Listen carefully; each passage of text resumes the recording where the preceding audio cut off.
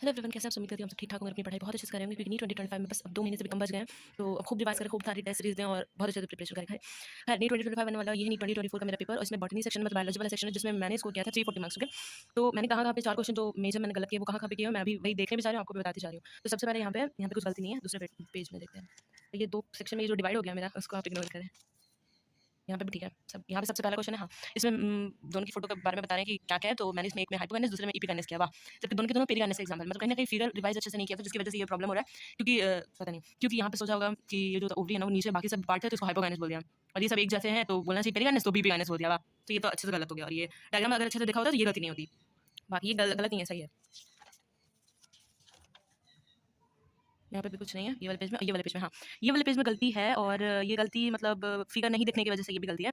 ये वाला जो डायग्राम है ना, ये 12th क्लास में, क्योंकि पता है एक मॉर्फोलॉजी चैप्टर में भी ये वाला डायग्राम है और एक 12th क्लास में भी ये डायग्राम है। तो ये वाला डायग्राम ना 12th क्लास की बायोलॉजी में, इसमें बोल रहा है कि रेडिकल कौन सा है, मतलब बताएं रूट कहाँ से निकल रहा है। तो जाहिर सी बात है रेडिकल से निकल रहा है, तो रेडिकल कौन सा है वो बताना है। तो हमको लगता है कि सबको पता होता है कि ये वाला जो नीचे, ये वाला जो है ना नीचे का, और ये एक दूसरा वाला, दो तो एक तो पक्का रेडिकल होगा ऊपर वाला, और ये नीचे वाला जो होता है ना वो कोलियोराइजा होगा, सबको पता होता है। लेकिन ना अगर मॉर्फोलॉजी वाले चैप्टर में देखते हैं ना तो वहाँ अच्छे से ये डायग्राम बना हुआ है, एकदम प्लूमियल दिख रहा है अच्छे से, रेडिकल और कोलियोराइजा अच्छे से दिख रहा है।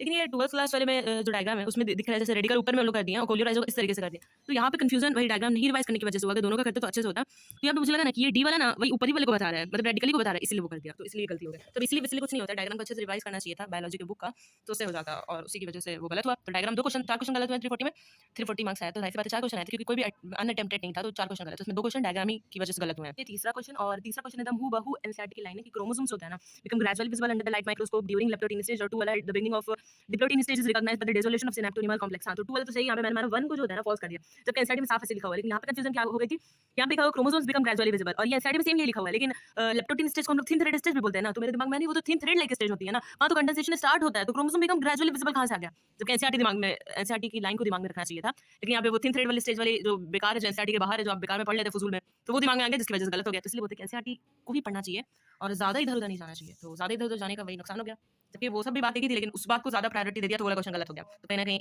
वो भी कंसेप्चुअल एरर है। तो दूसरे पेज में जाते हैं, यहाँ पे भी सब ठीक है, यहाँ पे भी सब ठीक है, चौथे पांचवे छठे जो भी पेजेस में जाते हैं यहाँ पे वो सही है, गलत नहीं है, यहाँ पे भी सब ठीक है। जल्दी पढ़ो तो। यहाँ पे भी सब ठीक है, ये सही है, हाँ ठीक है।